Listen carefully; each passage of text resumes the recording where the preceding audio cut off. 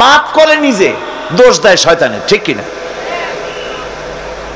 কবি বলছেন, क्या हंसी आती है मुझे हजरत इंसान पर, क्या हंसी आती है मुझे हजरत इंसान पर, फेल बद तू खुद करे लानत करे शैतान पर।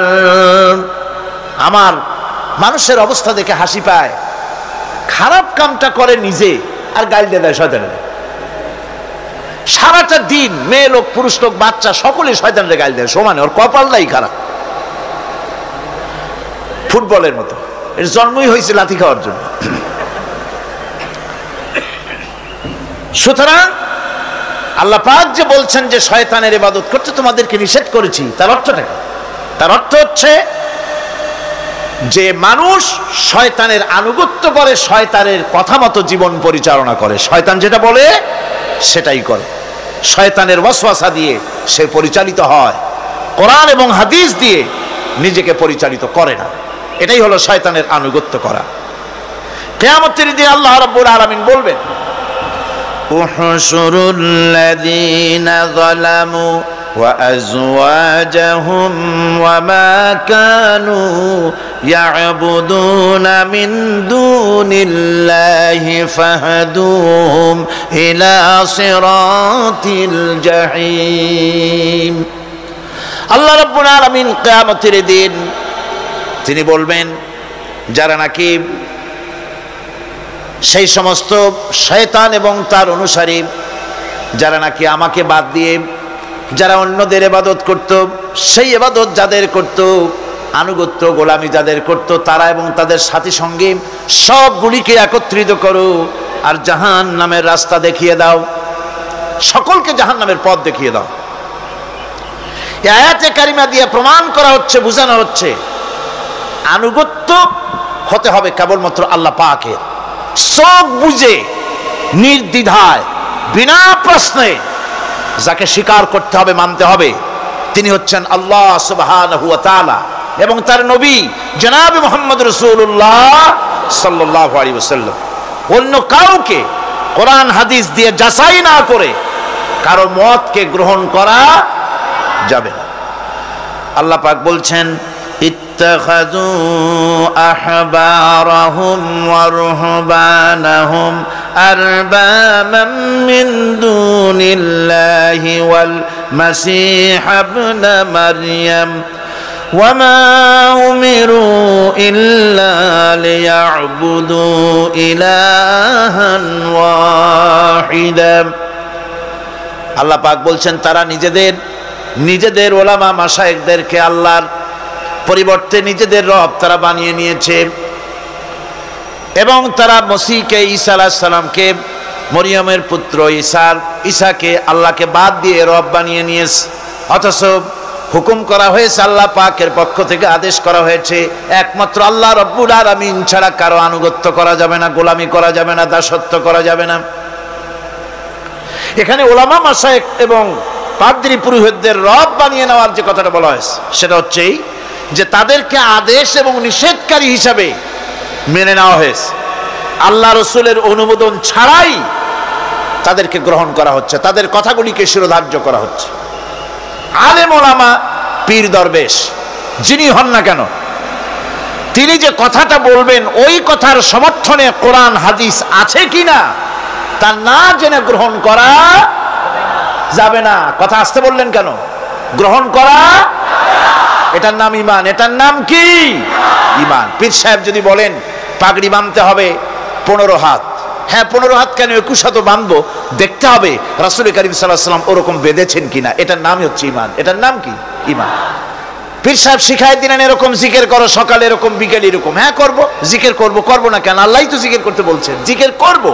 তবে দেখতে হবে পীর সাহেব যেভাবে জিকির বলেছেন ওইভাবে আল্লাহ রসুল জীবনেও জিকির করেছেন কিনা, সাহাবায়ে কেরাম এভাবে করেছেন কিনা। যদি করে থাকেন অবশ্যই পীর সাহেবের কথা মেনে ওরকম জিকির করব। কথা বুঝতে পেরেছেন? একজন মাওলানা সাহেব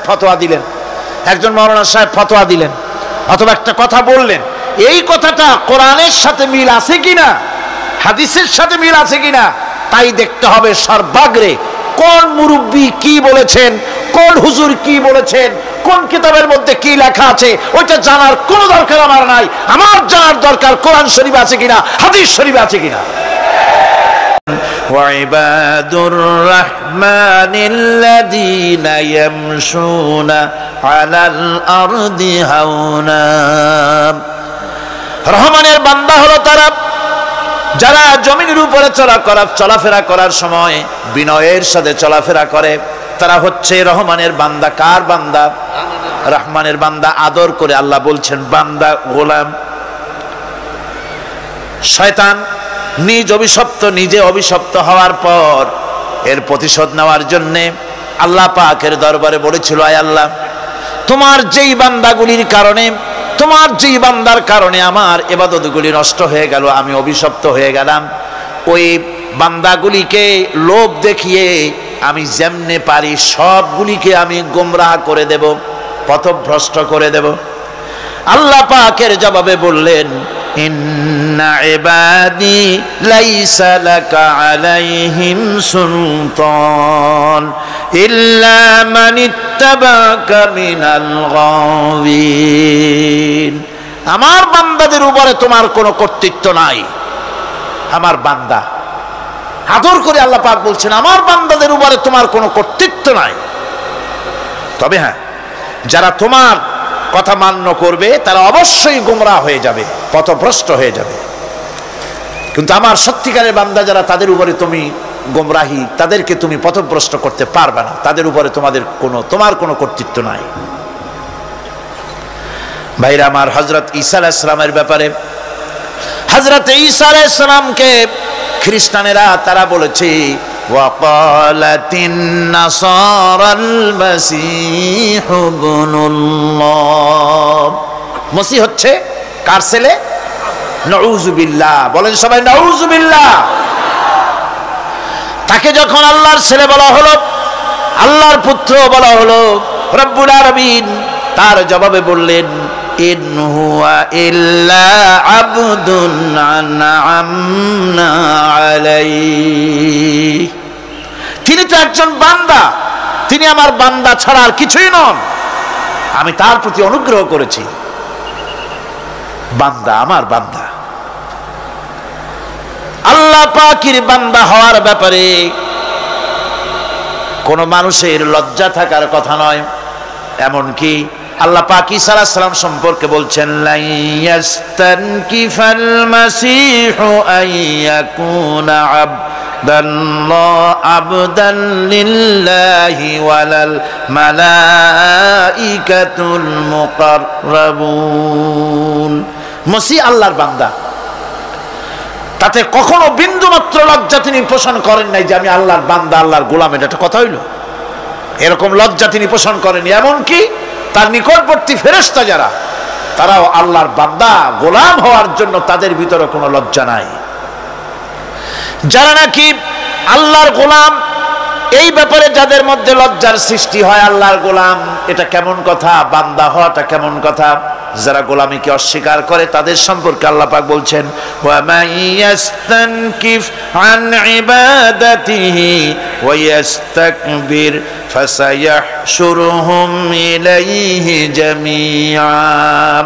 কেউ যদি আল্লাহর বন্দেগী করার ব্যাপারে লজ্জা পোষণ করে, যদি লজ্জার কারণ মনে করে, অহংকার করে, গৌরব করে, তাহলে তারা পালাবে কোথায়, যাবে কোথায়?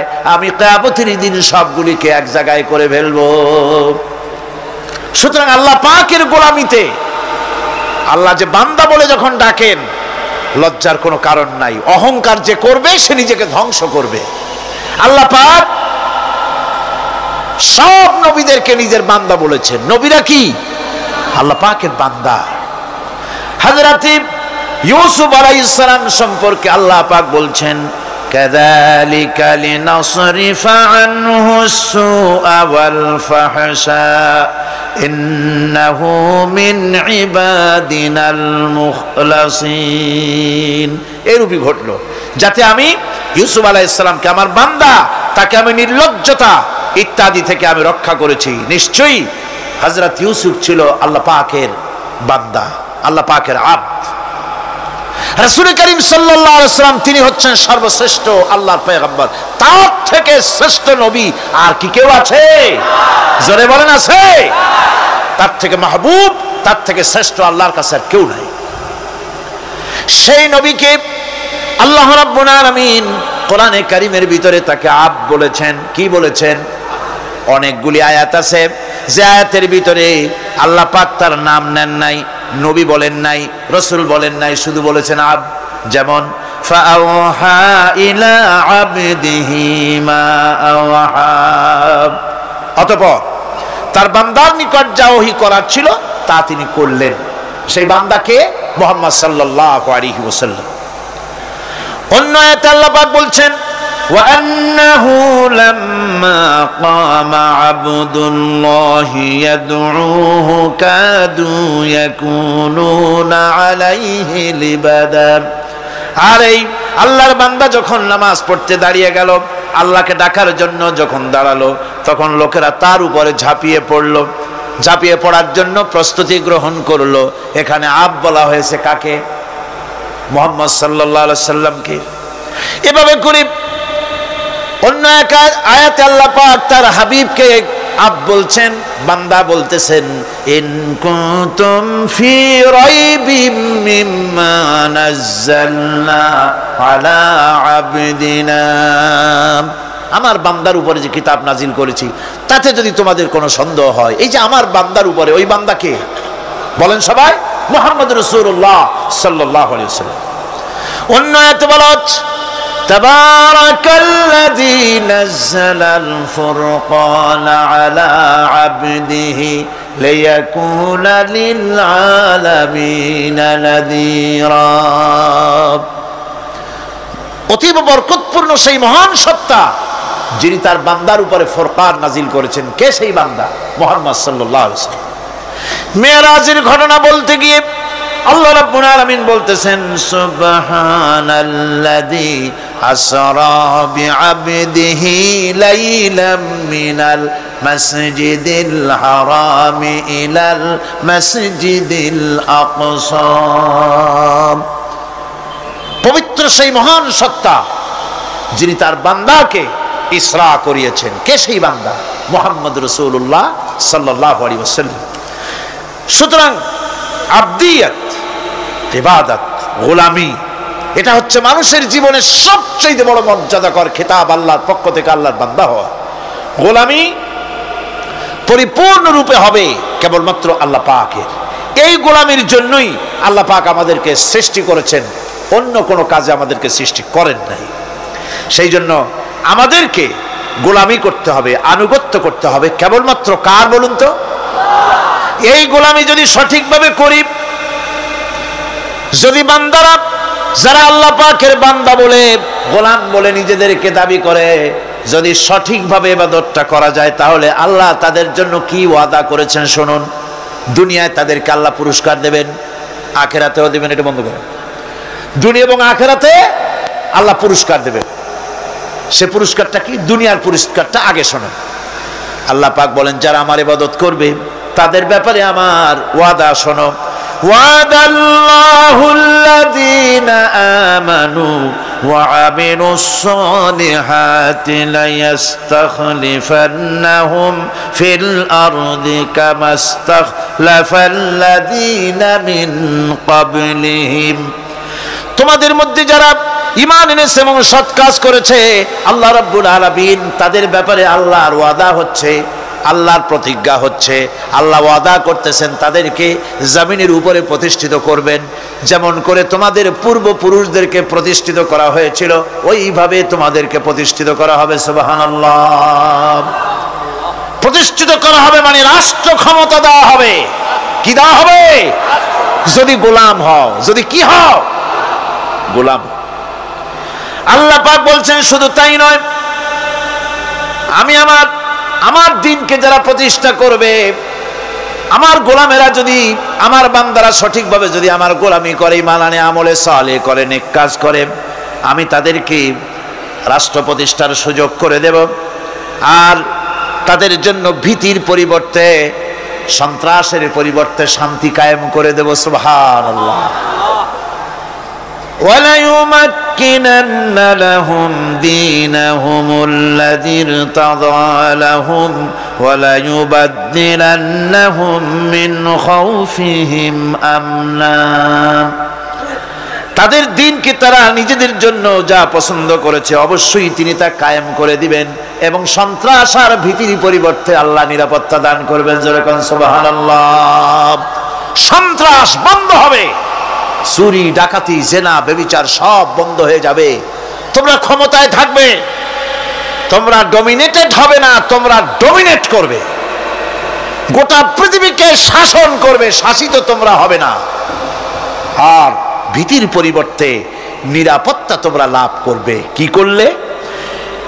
ইয়াবুদুনানি লা ইউশরিকুনা বি শাইআ। সুতরাং তারা যেন আমার ইবাদত করে এবং আমার সঙ্গে যেন কাউকে শরীক না করে।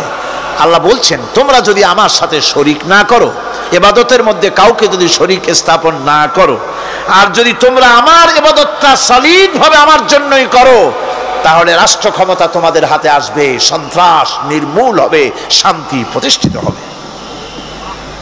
এই হচ্ছে দুনিয়ার পুরস্কার। এটা কিসের পুরস্কার? আর আখিরাতের পুরস্কারের কথা বলা হচ্ছে। وَمَن يُطِعِ اللَّهَ وَرَسُولَهُ وَيَخْشَ اللَّهَ وَيَتَّقِهِ فَأُولَئِكَ هُمُ الْفَائِزُونَ। যে ব্যক্তি আল্লাহ এবং রাসূলের আনুগত্য করেছে, আল্লাহকে ভয় করে চলেছে, তার গজব থেকে বেঁচে রয়েছে, সেই হচ্ছে সফল কাম। সফল কাম মানে কি? কিয়ামতের দিন আল্লাহ পাক তাদেরকে জান্নাত দান করবেন। আল্লাহ পাক তাদেরকে কিয়ামতে কি দিবেন? জান্নাত দিবেন, চিরস্থায়ী শান্তির জায়গা, সেই জান্নাত লাভ করা যাবে। আজ ইবাদতের এই যে গুরুত্বপূর্ণ ইবাদত, এই ইবাদতের ভুল অর্থ সমাজের ভিতরে ছড়িয়ে আছে। সাধারণ মানুষও ভুল করেছে, অসাধারণ মানুষেরাও ইবাদতের ভুল অর্থ করে ভুলের মধ্যে নিমজ্জিত আছে বিরাট সংখ্যক লোকেরা। সাধারণ মুসলমানেরা তারা যে ভুলটা করলো ইবাদতের অর্থ করতে গিয়ে, সেটা হলো এই, সাধারণ লোকেরা মনে করলো কয়েকটা অনুষ্ঠানের নাম হচ্ছে ইবাদত, নামাজ, রোজা, হজ, যাকাত, সাদকা, ফিতরা, এর নাম হলো ইবাদত। অনুষ্ঠান শেষে তারা নিজেদেরকে স্বাধীন মনে করলো। তারা আল্লাহ পাকের প্রত্যেকটি আইনের ধারাকে লঙ্ঘন করলো। বছরে একবার রোজা রেখে, বছরে এক মাস রোজা রেখে মনে করলে ইবাদত শেষ। 5 ওয়াক্ত নামাজ পড়ে মনে করলে ইবাদত শেষ। আমি প্রশ্ন করি, 5 ওয়াক্ত নামাজের নামই যদি হয় ইবাদত, 5 ওয়াক্ত নামাজের নামই ইবাদত, এটাই যদি হয়, তাহলে 5 ওয়াক্ত নামাজ পড়তে সময় লাগে কত? উজু টুজু করে বড় জোর 1-1.5 ঘন্টা সময় লাগে 5 ওয়াক্ত নামাজ পড়তে। তো এর নাম যদি হয় ইবাদত, তার অর্থ কি দাঁড়াবে? অর্থ দাঁড়াবে আপনি 24 ঘন্টার ভিতরে 1 থেকে 1.5 ঘন্টার জন্য আল্লাহর গোলাম, বাকি 22 ঘন্টার জন্য শয়তানের গোলাম হতে কেউ রাজি আছে? রোজার নামই যদি হয় শুধু ইবাদত, তাহলে তার অর্থ দাঁড়াবে বছরের ভিতরে একটা মাসের জন্য আপনি আল্লাহর গোলাম, আর 11 মাসের জন্য শয়তানের গোলাম হতে কেউ রাজি আছে? তাহলে বিষয়টা কি? বিষয়টা হচ্ছে নামাজ, রোজা, হজ, যাকাতি শুধুমাত্র ইবাদত নয়, আনুষ্ঠানিক ইবাদত তো বটেই, কম্পালসারি ইবাদত তো বটেই, কিন্তু শুধুমাত্র নামাজ, রোজা, হজ, যাকাত ইবাদত শুধুমাত্র নয়, এগুলি হচ্ছে ইবাদতের পার্ট, ইবাদতের অংশ। বরং জীবনের সব ক্ষেত্রে আল্লাহর হুকুমকে মানার নামই হচ্ছে। ভাইরা আমার, একদিকে নামাজ রোজা করছি, অন্যদিকে আল্লাহর আইনের প্রতিটি ধারাকে লঙ্ঘন করে চলছে, মিথ্যা ওয়াদা করে, মিথ্যা কথা বলে, সুদ খায়, ঘুষ খায়, জেনা করে, এরপরে অন্যের হক নষ্ট করে, প্রতিবেশীর হক নষ্ট করে, হারাম মাল খায়, হকদারের হক নষ্ট করে, প্রতিবেশীর হক নষ্ট করে, জিন্দা মুর্দা মানুষকে নিজের জন্য শক্তিধর বলে মনে করে, এক টুকরা রুটির জন্য অথবা এক ফোঁটা, এক ঘটি পানির জন্য কাফেরের কাছে হাত পেতে দাঁড়ায়া থাকে। এই যদি অবস্থা হয়, এটাই যদি হয় ঈমান, আর এটার নামে যদি ইবাদত হয়, তাহলে এই পৃথিবীর মুসলমানের আজ লাঞ্ছিত কেন? আল্লাহর ওয়াদা কি মিথ্যা? নাউযুবিল্লাহি মিন যালিক। আমাদের ইবাদত যদি ঠিক হয়, যদি সত্যিকারের ইবাদত যদি আমরা করে থাকি, তাহলে ক্ষমতায় ইমানদারেরা নাই কেন? বিশ্ব জুড়ে মুসলমানেরা লাঞ্ছিত কেন? তাহলে বুঝতে হবে ইবাদতের মধ্যে বিরাট গরমিল করে ফেলেছি, ঠিক কিনা? লক্ষ্য করুন, যেই লোকটা হজ করতেছে, উমরা করতেছে, নামাজ পড়তেছে, মসজিদ মাদ্রাসায় চাঁদা দিতেছে, ওই লোকটি আবার ব্যাংকের থেকে সুদের টাকা নিয়ে ব্যবসা চালাইতেছে। ব্যবসা ঠিক রাখার জন্য, ইনকাম ট্যাক্স ফাঁকি দেওয়ার জন্য ব্যবসায়ীরা 2 ধরনের 3 ধরনের খাতা মেনটেন করছে। কথা ঠিক কিনা? মিথ্যা কথা বলছি, ঘুষ দিতেছি, বেশি করে বিদ্যুতের বিল যাতে না আসে সেজন্য যারা বিদ্যুৎ লাইনে আছে তাদেরকে পয়সা দিয়ে ম্যানেজ করতেছে, ঠিক কিনা? আমি পার্লামেন্টে বলেছি বিদ্যুৎ বাইরের থেকে আনতে হবে না, ঘুরে ঘুরে আবার বিদ্যুতের কথা আসলো। বিদ্যুৎ আনা লাগবে না, কারণ আমার দেশের চাহিদা হচ্ছে 2500 মেগাওয়াট, সেখানে 1800 মেগাওয়াট আমাদের আছে। আরেকদিকে 4টা বিদ্যুৎ প্রকল্প বন্ধ হয়ে আছে। ওই 4টি বন্ধ হওয়া প্রকল্প যদি চালু করা যায়, তাহলে 2900 মেগাওয়াট বিদ্যুৎ উৎপাদিত হতে পারে বলে বিশেষজ্ঞরা বলেছেন। তাহলে আমাদের উদ্বৃত্ত 400 মেগাওয়াট থেকে যাবে। এইটাকে বাইরের থেকে আনার কোনো দরকার নাই। বিদ্যুতের অপচয় বন্ধ করুন, বিদ্যুতের চুরি বন্ধ করেন। মিল কারখানা যাদের আছে, লক্ষ লক্ষ টাকা বিদ্যুৎ বিল হয়, কিন্তু লাইনম্যানদের সঙ্গে ম্যানেজ করে গভর্নমেন্টকে ফাঁকি দেওয়া হচ্ছে, ঠিক কিনা গো? তোমার নামাজের দাম কি? তোমার হজের 4 পয়সা দাম নাই। তুমি রাষ্ট্রকে ফাঁকি দিয়েছ, তুমি জনগণকে ফাঁকি দিয়েছ, তুমি দেশের শত্রু। টেলিফোনের বিল হাজার হাজার টাকা, লাখ টাকার বেশি বিল হয়, লাইনম্যানের সঙ্গে ম্যানেজ করে 500, 700, 2000 টাকা দিয়ে সারিয়ে দেয়, ঠিক কিনা? এরা জাতির শত্রু, দেশের শত্রু। এদেরকে ফায়ারিং স্কোয়াডে নিয়ে ব্রাশ ফায়ার করে উড়ায় দেওয়া উচিত। এরা দেশের দুশ্মন। আজ সিস্টেম লসের নাম দিয়া বিদ্যুৎ চুরির আরেক ব্যবস্থা করা হয়েছে। সিস্টেম লস করে ওনারা নিজেরা, আর এর ভোগান্তি জনগণকে করতে হয়। কসাইয়ের মতো ছুরি দিয়া জবাহ করে জনগণের কাছ থেকে সিস্টেম লসের চার্জ আদায় করা হয়। আমি পার্লামেন্টে বলেছি, মাননীয় স্পিকার, সিস্টেম লস এই নামটা উঠায় দেন, এই প্রথা বন্ধ করে দিন। বিদ্যুৎ ধার করা লাগবে না, আল্লাহ আমাদের দেশে যথেষ্ট দিছে, কোনো জিনিসের অভাব নাই। এখানে গ্যাস আছে, তেল আছে, বিদ্যুৎ আছে, পাট আছে, চা আছে, নাই কি? অন্তত 8.5 কোটি টাকার কাগজ গুদামের মধ্যে বন্দী হয়ে আছে। ভারতকে খুশি করার জন্য সে দেশ থেকে কাগজ এনে খবরের কাগজ ছাপানো হচ্ছে, আর 8.5 কোটি টাকার কাগজ নষ্ট হয়ে যাচ্ছে, আমার দেশের কাগজ। সুতরাং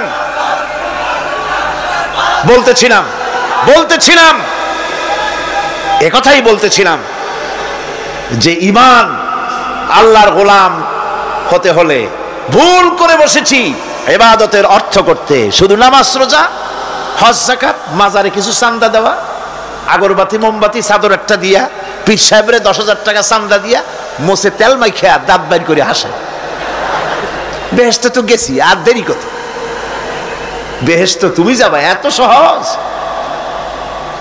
দেশকে ফাঁকি দিছো, দেশকে ফাঁকি দিয়েছো, জনগণকে ফাঁকি দিয়েছো, নিজের মেয়েকে ফাঁকি দিয়েছে। বিবাহের সময় টাকা পয়সা দিয়া বিবাহ টিবাহ করায় দিল। ব্যবসা, ধানি সম্পত্তি, বাড়ির সম্পত্তি সব ছেলেদেরকে দিয়ে দিল, মেয়েটারে ফাঁকি দিয়ে দিল। দেয় না এরকম? ফুপুকে ফাঁকি দিল, বোনকে ফাঁকি দিল। এরপরে মোনাজাত করে সবে বরাতে, আল্লাহ আমারে বেহেশত দিও। ফেরেশতারা কয়, মর তুই আগে, বেহেশত তোরে কেমনে দেয় ভালো করে দেখায় দেব। বেটা তুই যাবি বেহেশতে? এত সোজা? ওটা মামু বাড়ির বারান্দা নাকি? এত সহজ নয়। সুতরাং সাধারণ মানুষ মারাত্মক ভুল করেছে এখানে। নামাজ, রোজা, হজ, যাকাত ইবাদত, আর কিছু কি ইবাদত মনে করে নাই? আপনার চাকরি আপনার ইবাদত, চাকরিতে ফাঁকি দেওয়া যাবে না। আপনি সুস্থ মানুষ, মেডিকেল লিভ নিয়ে ওয়াজ মাহফিল অথবা কোনো ইজতেমায় যাওয়া যাবে না, কোনো চেল্লা দিতে যাওয়া যাবে না। মেডিকেল লিভ নিয়ে আপনি সুস্থ মানুষ, কেন আপনি মেডিকেল লিভ নিচ্ছেন? আপনি ফাঁকি দিতে পারবেন না। সরকারি চাকরি করেন, মিল কল কারখানায় চাকরি করেন, ফরজ নামাজ পড়েছেন ভালো কথা, সুন্নাত পড়েছেন ভালো কথা, নফল পড়বেন না। জোহরের নফল পড়া বাদ দিন। যদি আপনি চাকরিজীবী হন, চাকরি করেন, ওটাই ইবাদত। এর নাম ইসলাম, এর নাম ইসলাম। গভর্নমেন্ট যে বেতন দেয় সেই বেতনের উপরে সন্তুষ্ট থাকুন, ঘুষ খাইয়েন না। যদি বেশি বেতন লাগে গভর্নমেন্টের কাছে দাবি জানান যে আমাদের বেতন বাড়ায় দাও। ঘুষ খাবেন কেন? হারাম। জোরে কোন এটা কি? এই ঘুষের টাকা মাজারে দিয়া, পীরেরে দিয়া আল্লাহরে খুশি করবেন, এত সহজ না, এত সহজ না। সেই জন্য আমি সব ভাইদের খেদমতে আরজ করব, ইবাদত হচ্ছে জীবনের সব ক্ষেত্রে গোলামি, সকল ক্ষেত্রে গোলামি। চাকরিতে, অফিসে, আদালতে, কলকারখানায়, ক্ষেত খামারে, পার্লামেন্টে, সেক্রেটারিয়েটে, সেনানিবাসে, স্কুলে, কলেজে, বিশ্ববিদ্যালয়, সর্বত্র গোলামি কার? আল্লাহ পাকের। রিজকে হালাল করতে হবে, উপার্জনকে হালাল করতে হবে, সত্যিকারের আল্লাহর গোলাম হতে হবে। এক্ষেত্রে ইবাদতের অসাধারণ ব্যক্তি যারা, তারাও এক শ্রেণীর অসাধারণ ব্যক্তিরাও ভুল করে বসছেন। তারা যে ভুলটা করলেন ওটা হচ্ছে তারা তাসবিহ, জায়নামাজ, খানকাহ, হুজরাখানা এর ভেতরে বসে জিকির আজগার করাটাকেই জীবনের জন্য আল্লাহর ইবাদত মনে করে নিলেন। আল্লাহর বান্দারা যখন অনাচার ব্যভিচারে লিপ্ত, আল্লাহর আইনের পরিবর্তে যখন মানুষের তৈরি করা আইন চলছে, চেচনিয়া, বসনিয়া যখন মানুষদেরকে জবাও করা হচ্ছে, বসনিয়ার মুসলমান সন্তানদেরকে যখন জবাও করা হয়, কাশ্মীরের স্বাধীনতাকামী মুসলমানদের অধিকার হরণের জন্য তাদের উপরে যখন বন্য হায়নার মতো, পশুর মতো যখন ভারতীয় শত্রু সৈন্যরা যখন হামলা চালায়, সোমালিয়ার মানুষগুলি যখন না খেয়ে তাদের হাড়, পাঁজরার হাড়গুলি যখন বেরিয়ে যায়, তখনও যদি আপনি খানকার ভেতরে থেকে তসবিহ পড়েন আর তাহাজ্জুদের নামাজ পড়ে কপালে দাগ লাগান, এই অন্যায়ের বিরুদ্ধে যদি সোচ্চার না হন, আপনার এই তসবির কোনো দাম নাই। আপনাকে সোচ্চার হতে হবে, আপনাকে অন্যায়ের বিরুদ্ধে খাড়া হতে হবে। একদিকে তাহাজ্জুদের নামাজ তো পড়বেনই, জিকির তো করবেনই, কোনো সন্দেহ নাই। আর একদিকে সিংহের মতো অন্যায়ের বিরুদ্ধে গর্জে উঠতে হবে। তাতে যদি প্রয়োজন হয় মুজাদ্দিদ আল ফেসানির মতো কারারুদ্ধ হন না কেন, সেটাই কিসমত, সেটাই তকদির। বন্ধুগণ, ইয়াকা নাবুদু পর্যন্ত বলে ওয়া ইয়াকা নাস্তাইনের কথাটা শোনাচ্ছি। সূরা ফাতিহার ভিতরে আমরা পড়ি, পড়েন আমার সাথে, ইয়াকা নাবুদু ওয়া ইয়াকা নাস্তাইন। আয় আল্লাহ, একমাত্র তোমার গোলামি করি আর একমাত্র তোমার কাছে সাহায্য চাই। তুমি ছাড়া কারো কাছে সাহায্য? এটা কি ঠিক? এটা কি আমাদের মনের কথা, ইমানের কথা? আল্লাহ করুন, আল্লাহ করুন, বলি আমিন। হাদিস শরীফে বলা হয়েছে, ইজা সাআলতা ফাসআলিল্লাহ ওয়া ইজা ইসতাআনতা ফাসতাইন বিল্লাহ। কিছু চাইতে হলে আল্লাহর কাছে চাও, কিছু বলতে হলে, ভিক্ষা করতে হলে আল্লাহর কাছেই ভিক্ষা করো। কার কাছে ভিক্ষা করবেন? আল্লাহর কাছে বলুন। আমার বন্ধুগণ, আমি আমার ঈমান থেকে কথা বলি, আমি আমার ঈমান থেকে কথা বলি। কোরআন এবং হাদিস পড়ে যতটুকু আল্লাহ বোঝার তৌফিক দিয়েছেন সেই কথাগুলি পেশ করার জন্য চেষ্টা করি। বন্ধুগণ, এদিক ওদিক কোনো দিকে না ঘুরে মসজিদে যান, মসজিদে গিয়ে নামাজ পড়েন আর আল্লাহর কাছে হাত পেতে আল্লাহরে বলেন। সেজদা গিয়া যখন রব্বুল আলামিনের দরবারে কিছু চাইবেন, হুজুরের কাছে জিজ্ঞেস করা হয়েছে, হুজুর, বান্দা কখন আল্লাহর নিকটবর্তী হয়ে যায়? আল্লাহর নবী বলেছেন, বান্দা যখন সেজদা দেয় তখন বান্দা একেবারে আল্লাহ পাকের কাছে চলে যায়। আল্লাহর কাছে চান যা দরকার, ছেলে নাই, মেয়ে নাই, বউ নাই, অথবা চাকরি নাই, প্রমোশন চাই, ব্যবসায় উন্নতি চাই, যা দরকার কাকে বলবেন? মনটাকে পরিষ্কার করুন, আজকে মনটাকে সাফ করুন। সমস্ত দুর্বলতা থেকে মনকে উঠায় আনো, বিশ্বাস করো যা চাওয়া যা বলা সবটা আল্লাহর কাছে। কার কাছে? আমি তার গোলাম। আমি কার গোলাম? আল্লাহ ছাড়া কারো কাছে আমার অভিযোগ তুলবো না, সবটা বলবো আল্লাহর কাছে। বলে দেখেন, বলে দেখেন আল্লাহ পাক কিভাবে আপনাকে সাহায্য করেন। সুবহানাল্লাহ। ভাইরা আমার, আল্লাহ রাব্বুল আলামিন রাসূল করিম সাল্লাল্লাহু আলাইহি ওয়াসাল্লামকে বলেছেন, ফাইদা ফারাগতা ফানসাব ওয়া ইলা রাব্বিকা ফারগাব। যখন তুমি খালি হাত হয়ে যাবে, দাঁড়িয়ে যাবে এবং তোমার রবের কাছে মিনতি জানাবে, কিছু যখন থাকবে না, তোমার রবের কাছে দাঁড়ায় যাও আর তার কাছে মিনতি জানাও, তোমাকে আল্লাহ ভরপুর করে দিবেন। ভান্ডের কোনো অভাব নাই। আমাদের ভান্ড হচ্ছে যত দেব তত কমবে, আর আল্লাহর ভান্ড যত দেয় তত সমান সমান থাকে, মোটেই কমে না, মোটেই কমে না। সুতরাং দয়াল বাবা, বাবাজান কেবলাজান বাবা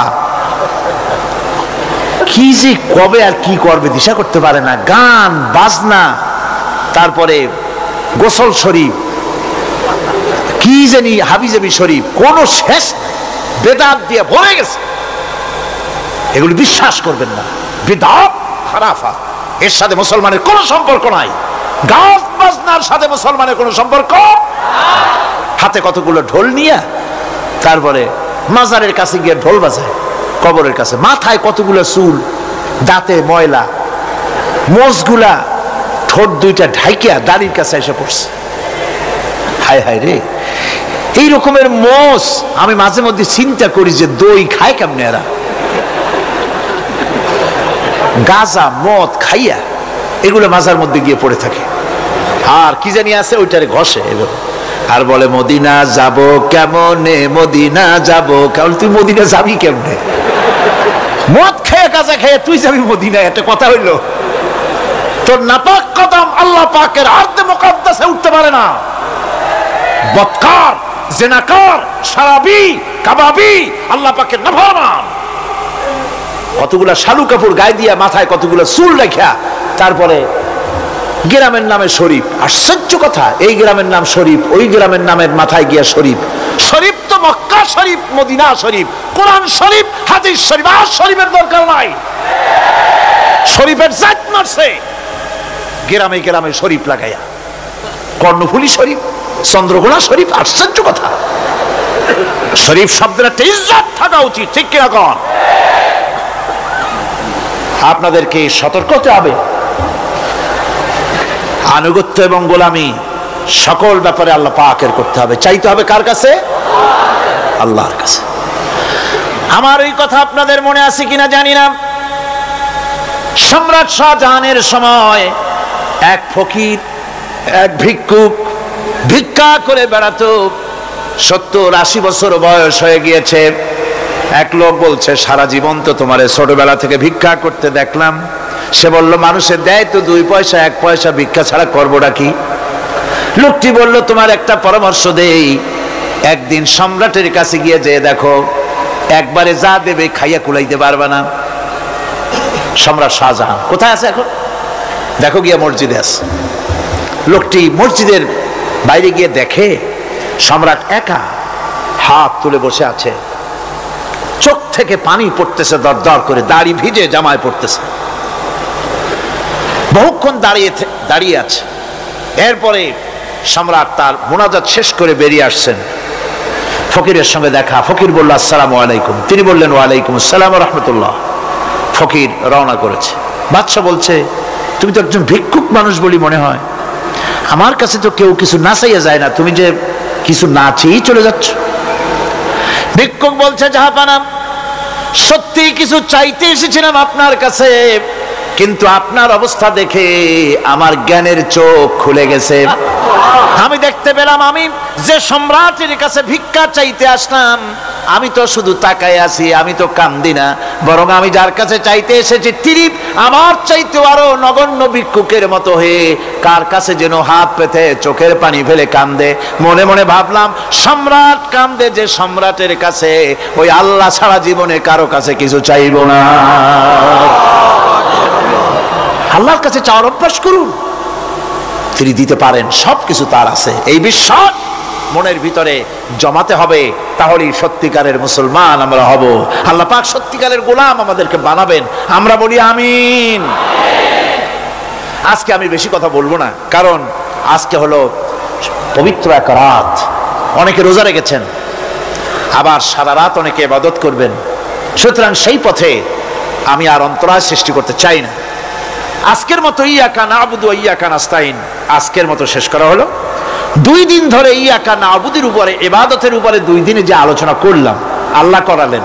আমি আশা করি ইবাদতের একটা ক্লিয়ার কনসেপশন আপনাদের তৈরি হওয়ার কথা ইনশাআল্লাহ। হয়েছে কিনা? আল্লাহ পাক কবুল করুন, জোরে বলে আমিন। আমি যা বুঝাতে চেষ্টা করেছি কোরআন দিয়ে, আল্লাহর কোরআনকে কোরআন দিয়ে বুঝাতে চেষ্টা করেছি, ঠিক কিনা? আল্লাহ পাক আমাদেরকে কবুল করুন, আমরা যেন ইবাদত বুঝি, জোরে কোন আমিন। ভাইরা আমার, আগামীকাল আখেরি মোনাজাত, আর আজকে শবে বরাতের মোনাজাত। এই মোনাজাতের জন্য দাঁড়ানো ভাইরা বসে, যত লোক দাঁড়ানো দেখছি সব লোক মোনাজাত করার জন্য সবাই মহব্বতের সাথে বসে পড়েন, মোনাজাতের জন্য বসে পড়ুন। বসতে বললে আবার দাঁড়ান কেন? জোরে সরে জিকির করেন, আল্লাহ আল্লাহ আল্লাহ আল্লাহ। কি মাশাআল্লাহ, নিয়ে আসেন একটু জোরে করেন না, মহব্বতের সাথে করেন।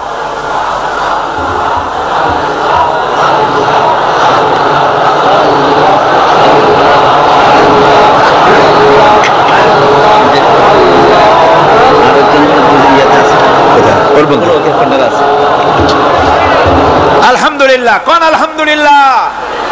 আজকের পবিত্র রজনীতে 9 জন ইসলাম কবুল করার জন্য মঞ্চে চলে এসেছেন।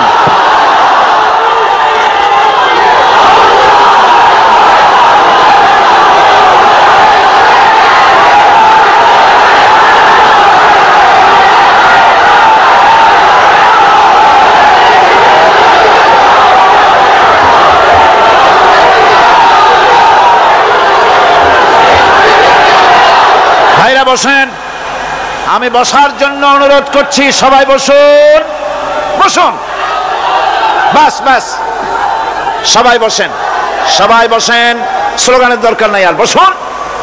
আমি আবারও বলি, আমার বড় আফসোস হয় মুনাজাতের কথা শুনলে কিছু লোক হাঁটেন। আমি আশ্চর্য হই, কলিজায় সাহসটা কি? আল্লাহর কাছে মুনাজাত করা এত বড় বিশাল মাহফিল, আর তার থেকে নিজেকে হতভাগ্য বানায়া মাহফিল থেকে হাঁটে যান। ভয় করা উচিত আল্লাহ পাককে। আল্লাহ হেদায়েত করুন, জোরে কোন আমিন।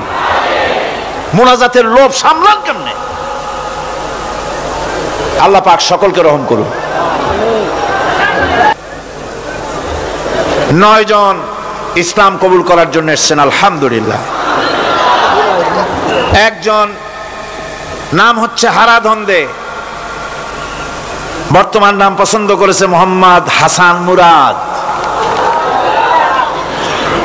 2 গোপাল কৃষ্ণ দাস, বর্তমান নাম পছন্দ করেছে মোহাম্মদ আব্দুর রহমান। এর মধ্যে 3 জন আছে মহিলা, যারা মহিলা প্যান্ডেলের মধ্যে আছেন। চন্দনা রানী দাস, বর্তমান নাম পছন্দ করেছেন মুসাম্মাত রাবেয়া খাতুন। আল্লাহ সত্যি রাবেয়ার মতো বানায় দিন। অঞ্জনা দাস, বর্তমান নাম পছন্দ করেছেন মুসাম্মাত ফারজানা ইয়াসমিন। চিনু রানী দাস, বর্তমান নাম পছন্দ করেছেন মুসাম্মাত জান্নাতুল ফেরদাউস। মাশাআল্লাহ।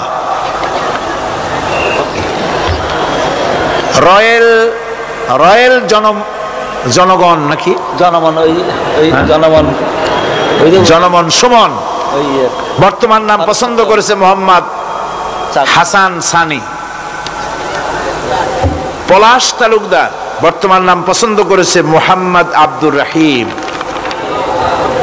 মাখন চন্দ্র পাল, বর্তমান নাম পছন্দ করেছে মোহাম্মদ জাহাঙ্গীর আলম। 9 নম্বর স্বপ্না, বর্তমান নাম পছন্দ করেছে খাদিজা বেগম। যেসব মহিলা তিনজন মহিলা, আপনারা ইসলাম কবুল করবেন। আপনারা প্যান্ডেলের ভিতরে, মহিলা প্যান্ডেলের মধ্যে আমি এখন যা বলতেছি আপনারা আমার সাথে তা উচ্চারণ করবেন। আর আপনারা আমার কাছে আসেন, সবাই কাছে আসেন, কাছে, সব একদম কাছে আসেন, হাত দেন।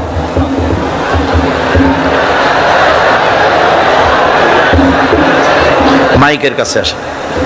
বিসমিল্লাহির রহমানির রহিম। লা ইলাহা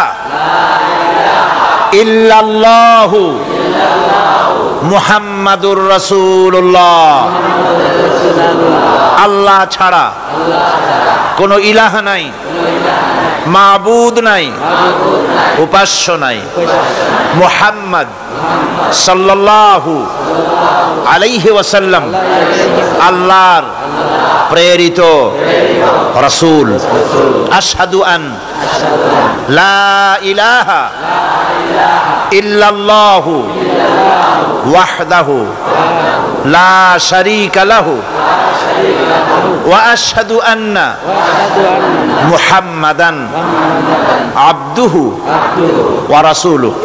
আমি সাক্ষ্য দিচ্ছি আল্লাহ ছাড়া কোনো উপাস্য নাই, মাবুদ নাই, ইলাহ নাই। তিনি এক, তিনি একক, তিনি নিরঙ্কুশ, তার কোনো অংশীদার নাই। আমি আরো সাক্ষ্য দিচ্ছি মুহাম্মদ সাল্লাল্লাহু আলাইহি ওয়াসাল্লাম আল্লাহর প্রেরিত বান্দা এবং তার রাসূল। সকলকে বলো আসসালামু আলাইকুম। সবাই সালামের জবাব দিন। দাঁড়াও, দাঁড়িয়ে থাকো। আমি এই বিশাল জনসমুদ্রের পক্ষ থেকে, তাওহীদি জনতার পক্ষ থেকে এই নতুন ভাইদেরকে বুকে আলিঙ্গন করে আমি তাদেরকে সম্মানিত করছি। আল্লাহ পাক তাদের প্রতি রহম করুন, আমরা সবাই বলি আমিন। তারা আমাদের তাওহীদবাদী মুসলমান ভাই। এদের সাথে আমাদের সম্পর্ক কি? তোমরা নামাজ পড়বে ঠিক মতো, 5 ওয়াক্ত নামাজ ঠিকভাবে আদায় করবে, কোরআন শরীফ শিখবে, ইসলামকে জানবে। শুধুমাত্র কলেমা পড়ে মুসলমান হলেই মুসলমান হওয়া যায় না, এই কথাগুলি যেন মনে থাকে। নামাজ 5 ওয়াক্ত সঠিকভাবে আদায় করতে হবে। আল্লাহ যেন খাঁটি মুসলমান ওনাদের বানান। সকলে বানা আমিন।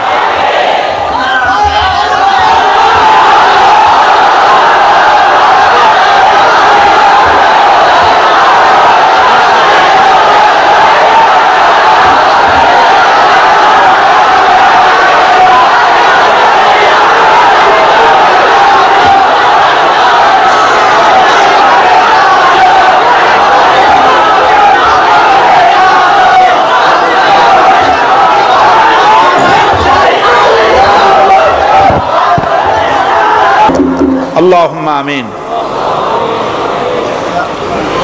ربنا ظلمنا أنفسنا وإن لم تغفر لنا وترحمنا لنكونن من الخاسرين. ربنا لا تزغ قلوبنا بعد إذ هديتنا وهب لنا من لدنك رحمة إنك أنت الوهاب.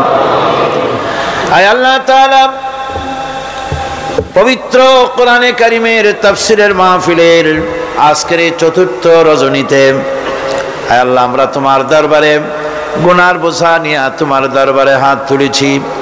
মেহেরবানি করে আমাদের আলোচনার সওয়াব, দুরূদ ও সালাম এর সওয়াব রাসূল করিম সাল্লাল্লাহু আলাইহি ওয়াসাল্লামের রূহ মুবারকে পৌঁছায় দাও। রব্বুল আলামিন, আমাদের মধ্য থেকে যাদের মা বাপ দুনিয়া থেকে বিদায় হয়ে গেছে, আয় আল্লাহ কোন অবস্থায় আছে জানি না। রব্বুল আলামিন, আজকের এই পবিত্র রজনীতে তোমার দরবারে হাত তুলেছি, আমাদের মা বাপের গুনাহ খাতা মাফ করে দাও। রব্বুল আলামিন, মা বাপের কবরগুলিকে জান্নাতের টুকরায় পরিণত করে দাও। রব্বির হামহুমা কামা রব্বায়ানি সগীরা। পড়েন সবাই, রব্বির হামহুমা কামা রব্বায়ানি সগীরা। হে আল্লাহ তাআলা, জীবনে গুনাহ করে করে জীবনটারে আমরা নষ্ট করে ফেলেছি। মাবুদ গো, মেহেরবানি করে আমাদের तमाम জিন্দেগির গুনাহ খাতা মাফ করে দাও। আমাদের দাদা দিনা নানি, আত্মীয় স্বজন, পাড়া প্রতিবেশী আমাদের পীর ওস্তাদ, আমাদের মুর্শিদ, আমাদের বন্ধু বান্ধব যারা মারা গেল, কবরগুলিকে জান্নাতের টুকরা বানাইয়া দাও রব্বুল আলামিন। তোমার হাবিব বলেছেন 3000 বছর বসে জাহান্নামের আগুন উত্তপ্ত করা হয়েছে। রক্ত মাংসের শরীর নিয়ে জাহান্নামের আগুন সহ্য করতে পারবো না বাবু, তুমি দয়া করে মেহেরবানি করে জাহান্নামের আগুন আমাদের জন্য হারাম বানাইয়া দাও। আয় আল্লাহ তাআলা, আমাদের মা বাপ, আমাদের স্ত্রী পুত্র পরিজন যারা মারা গেছে সকলের জন্য জাহান্নামের আগুন হারাম বানাইয়া দাও রব্বুল আলামিন। আমাদেরকে তোমার খাঁটি গোলামদের মধ্যে শামিল করে নাও। আয় আল্লাহ তাআলা, রব্বুল আলামিন, কিয়ামতের ময়দানে যেদিন পায়ের নিচে হবে তামার মতো মাটি আর মাথার উপরে প্রকাণ্ড সূর্যের কিরণ হবে, মাথাটা ফেটে গিয়ে, মাথার চান্দি ফেটে গিয়া মগজগুলি গলে গলে নাক কান দিয়ে বেয়ে পড়তে লাগবে, জিহ্বাটা কুকুরের মতো ঝুলে নাভিস্থল পর্যন্ত পড়ে যাবে। ময়দানে সারা পড়বে পানি পানি বলে। আল্লাহ, ওই দিনে তোমার হাবিবের হাতের কাউসারের পেয়ালা আমাদের নসিব করে দিও রব্বুল আলামিন। আয় আল্লাহ তাআলা, লক্ষ লক্ষ মানুষ তোমার দরবারে ভিক্ষুকের মতো হাত তুলেছি। আয় আল্লাহ, কিয়ামতের দিন তুমি দয়া করে আমাদেরকে সেই জান্নাত দান করো যেই জান্নাতের ভিতরে তোমার হাবিব বসা থাকবেন। আয় আল্লাহ তাআলা, তোমার হাবিবকে দেখি নাই, অনেকে যাইতে চায় মদিনায়, পয়সার অভাবে যেতে পারে না। সারা জীবন কাবা শরীফের দিকে ফিরে তোমাকে সিজদা দেয়, সেই কাবা অনেকে দেখে নাই। এই রকমের লোক যারা আছে, যেতে মন চায়, হজ নসিব করে দাও। তোমার হাবিবের রওজার কিনারে গিয়ে জীবনে বারবার সালাম দেওয়ার তৌফিক দিয়ে দাও রব্বুল আলামিন। तमाम পৃথিবী মুসলমানদের জন্য আজকে বড় বিপদের দিন। বসনিয়ার মুসলমানেরা মরতেছে, সোমালিয়ায় না খেয়ে মরে, কাশ্মীরের মুসলমান মরে, সুদানে, সোমালিয়ায়, এরিত্রিয়ায়, বার্মায়, ফিলিপিনে, দুনিয়ায় বিভিন্ন জায়গায় মুসলমানেরা কষ্টের ভিতরে আছে। আল্লাহ, মুসলমানের গুনার দিকে না তাকাইয়া তোমার হাবিবের উম্মতের কথা চিন্তা করে আল্লাহ তুমি মাফ করে দাও রব্বুল আলামিন। তোমার হাবিবের বরকতে, তার তোফাইলে আল্লাহ তুমি দয়া করে বিশ্ব মুসলমানদের মুক্তি দাও, দুনিয়ার মুসলমানদের এক বানায় দাও, নেক বানায়া দাও। আয় আল্লাহ তাআলা, तमाम পৃথিবীর বুকে মুসলমানদের হারানো সম্পদ, হারানো ইজ্জত আবার তুমি ফিরাইয়া দাও রব্বুল আলামিন। মা বোনেরা প্রতিদিন কষ্ট করে মাহফিলে আসেন, আমরা সবাই মিলে আমাদের মা বোনদের জন্য দোয়া করি। আল্লাহ তুমি দয়া করে মেহেরবানি করে মা বোনদের জিন্দেগির গুনাহ মাফ করে দাও, নিঃসন্তানীকে সন্তান দিয়ে দাও। আয় আল্লাহ রব্বুল আলামিন, আমাদের বিবি বাল বাচ্চা যা দান করেছো সবগুলিকে দিনদার ইমানদার নামাজি বানাও। আজকের এই পবিত্র রাত্রে মাবুদ গো দয়া করে মেহেরবানি করে আমাদের প্রতি তোমার রহমতের নজর দিয়া তাকাও। আয় আল্লাহ তাআলা,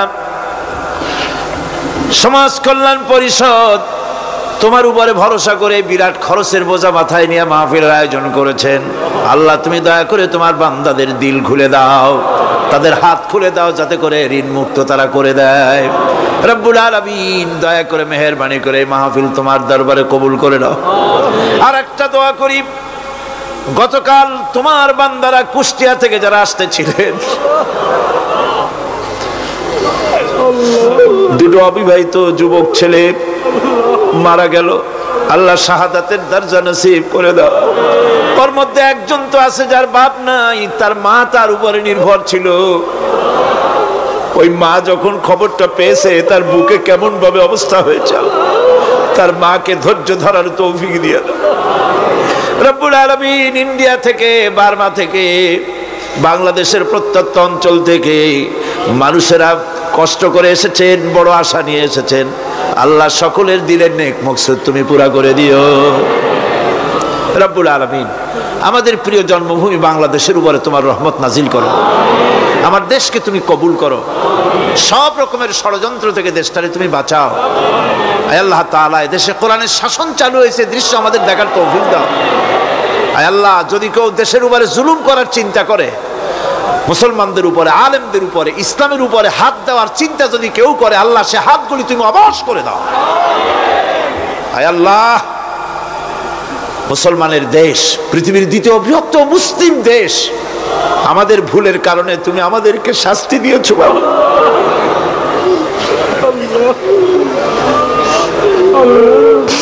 আমাদেরকে মাফ করে দাও, আমাদেরকে ক্ষমা করে দাও,